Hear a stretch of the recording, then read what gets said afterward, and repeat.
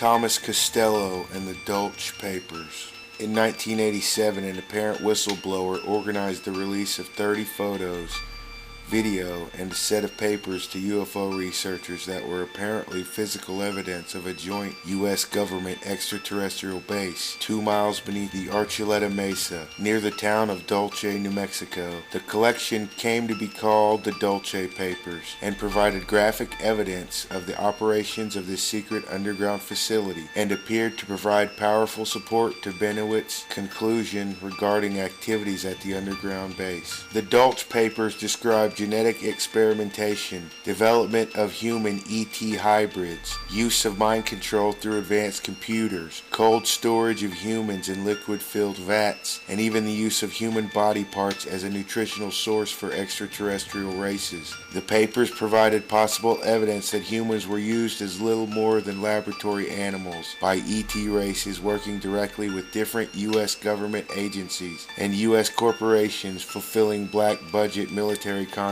in a joint base. If the papers were genuine, experiments and projects were being conducted that involved human rights violations on a scale that exceeded even the darkest chapters of recent human history. Thomas Castello claims to have served in the U.S. Air Force and specialized in military photography and video monitoring. He further claims to have served in a highly classified underground base near the northern New Mexico town of Dulce. His background has been summarized as follows. In 1961, Castello was a young sergeant stationed at Nellis Air Force Base near Las Vegas, Nevada. His job was as a military photographer with a top secret clearance. He later transferred to West Virginia where he trained in advanced intelligence photography. He worked inside an undisclosed underground installation, and due to the nature of his new assignment, his clearance was upgraded to TSIV, or TS4. He remained with the Air Force as a photographer until 1971, at which time he was offered a job with Rand Corporation as a security technician, and so he moved to California, where Rand had a major facility, and his security clearance was upgraded to Ultra 3. In 1977, Thomas was transferred to Santa Fe, New Mexico, where his pay was raised significantly, and his security clearance was again upgraded, this time to Ultra 7. His new job was as a photo security specialist in the Dulce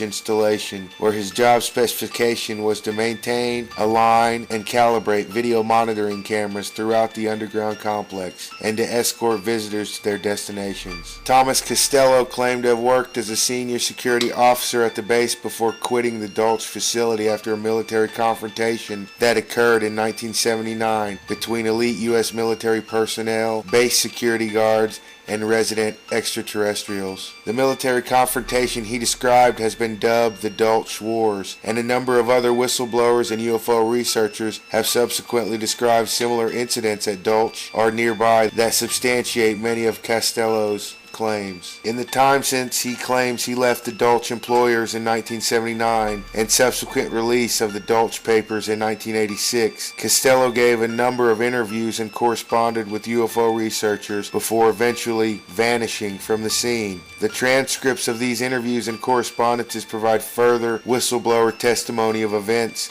at the purported Dulce facility and the secret wars that occurred there. It is the extensive video monitoring that occurred at Dulce that apparently provided Castello the bird's eye view information he needed to learn what was occurring at the base, and the human rights abuses that eventually led to his departure from the base and the distribution of classified material. Castello's claims are outlined in two sources. First are the Dulce Papers themselves that presumably involve classified material taken from the base, and second, the interviews, correspondence Castello had with a number of UFO researchers. Much of Castello's material has since been circulated on the internet and has been incorporated in a book titled The Dulce Wars that was authored by a UFO researcher who uses the name Brantone. Officially confirming Castello's employment, military, and educational background are therefore his status as a whistleblower has not been possible yet. This is possibly due to the practice that has been claimed to be standard for civilians who work under contract to corporations and or military intelligence agencies on classified projects involving ETs. The official removal of all public records of contracted employees as a security precaution in the event they intentionally or unintentionally publicly disclose what is occurring in such projects. For example, Dr. Michael Wolff claims to have been a former scientist and policymaker on ET affairs that began to serve from 1979 on the Coordinating Policy Group for ET Affairs, the Special Studies Group, PI-40, in the National Security Council. In a series of interviews with the prominent UFO researcher, Dr. Richard Bailon, Wolff claimed that he was being directed by his superiors to participate in a controlled leak of information to the UFO community while providing a fallback of plausible deniability for the government. All public records of Wolff's advanced university degrees and contractual services to different military, intelligence, national security branches of government were eliminated, making it very difficult, if not impossible, to confirm his background and substantiate the startling information he was releasing. He claimed this removal of public records was standard practice for all civilians employed by either corporations and or the U.S. military in clandestine projects involving ETs.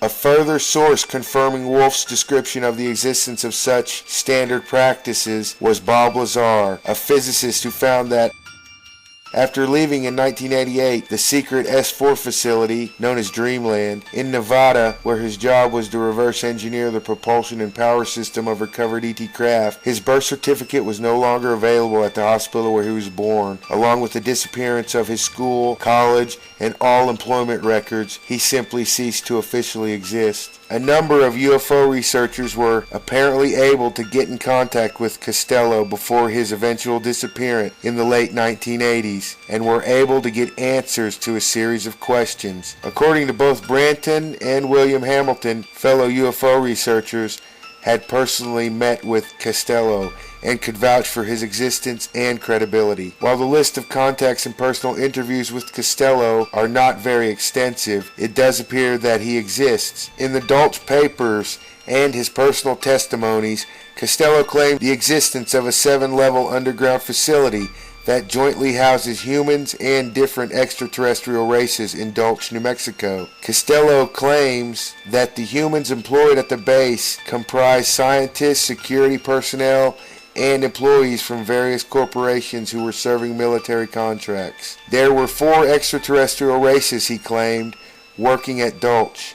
The standard short gray from Zeta Reticulum, approximately 4 feet in height, tall grays from Rigel, Orion, 7 feet tall, and reptilian species, either native to Earth or from the Draco star system in Orion, ranging from 6 to 8 feet tall. Castello claims that the Earth-based reptilians, who he described as the working caste, were led by a winged reptilian species he described as the Draco, ETs from Orion. He said that the short grays depicted in movies such as Close Encounters of the Third Kind are subservient to the Draco reptilians.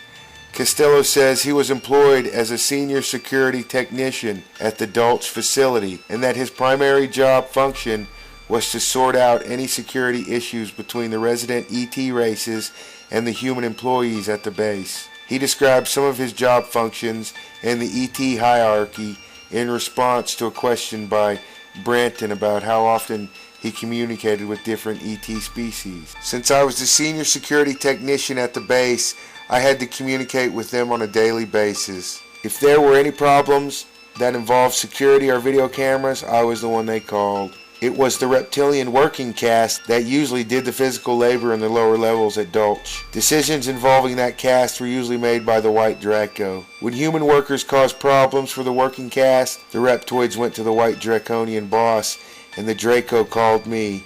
At times it felt like it was a never-ending problem. Several human workers resented the no-nonsense or get-back-to-work attitude the working caste lives by. When needed, intervention became a vital tool. The biggest problem were human workers who foolishly wandered around near the off-limits areas and the alien section.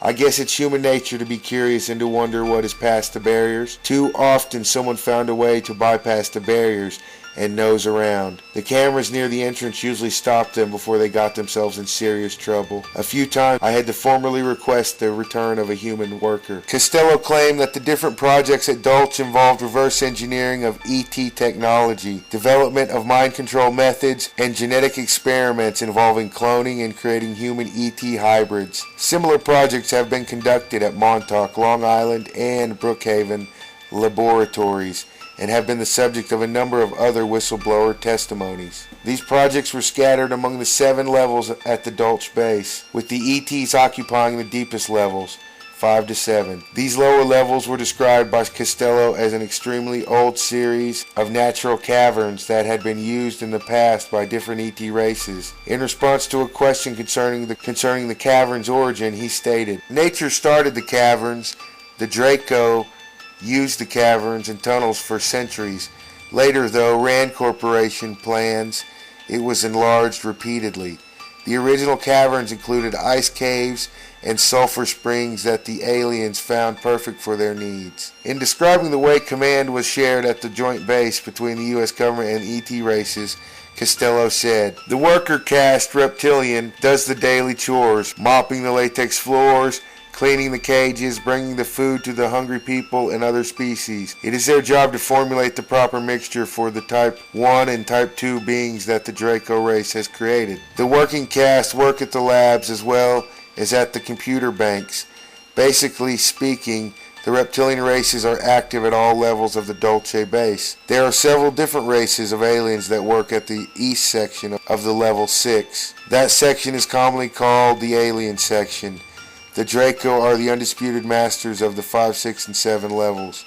The humans are second in command of those levels." Castello says that he directly witnessed the products of the trans-species genetic experiments in the 6th level of the facility. Most disturbing was his discovery that humans were used as a kind of laboratory animal in the lowest level, where they were placed in cold storage, used as test subjects in mind control programs, and even in genetic experiments. Castello wrote, "Level 7 is worse, row after row of thousands of humans and human mixtures in cold storage. Here too are embryo storage vats of humanoids in various stages of development. I frequently encounter humans in cages, usually dazed or drugged, but sometimes they cried and begged for help." Castello claims he was told in his initial briefing that the humans suffer from different forms of insanity and were being subjected to a range of high-risk medical procedures and mind control experiments designed to treat insanity. He claims that he and other human workers were exposed daily to signs that said, "This site does high-risk advanced medical and drug testing to cure insanity. Please never speak to the inmates. It can destroy years of work." Castello argues that he performed his duties without any great problem until he began to suspect that rather than being insane, the humans were normal civilians who were simply abducted to be used as laboratory animals by the gray and reptilian ET races. "I'm sensible. When doctors say don't speak to them, who was I to destroy the delicate situation? But one man somehow caught my eye. He repeatedly stated that he was George S. and that he had been kidnapped, and he was sure someone was searching for him. I don't know why he sticks out in my mind. I found I was remembering his face, thinking he sure didn't look or sound insane. But many inmates said that. The next weekend I convinced a friend of mine, a cop, to run a check on the guy, saying I had a run-in with him and was curious.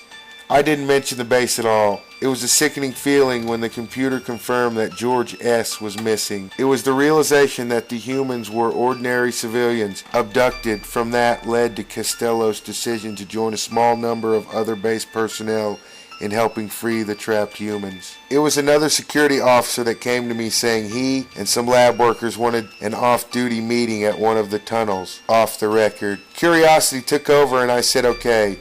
That night, about 9 men showed up.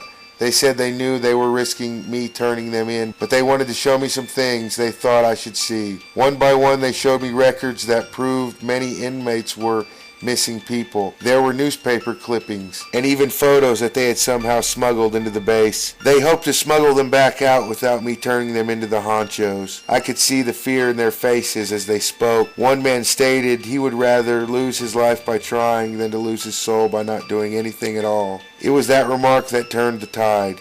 I told them about George and the things I found out about him. After a few hours, we pledged to attempt to expose the Dulce base. Castello describes how the small band of human workers began to cooperate with some reptilians from the worker caste who also had an interest in freeing the abducted humans in the deep levels.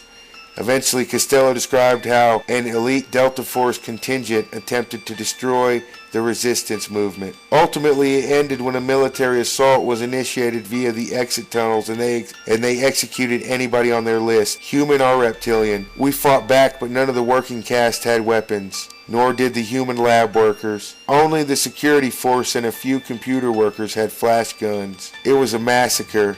Everyone was screaming and running for cover. The halls and tunnels were filled as full as possible. We believe it was the Delta Force, because of the uniforms and the method they used, that chose to hit at shift change, an effort that killed as many as named on their list. Castello quit the facility. He took along with him photos and a video recording, eventually distributed to the general public. Due to the importance of Castello's claims and the evidence he provided that appears to support much of what Benowitz had concluded from his extensive electronic monitoring and field research, it is necessary to analyze any further whistleblower testimonies that independently substantiate the Dulce underground base hypothesis.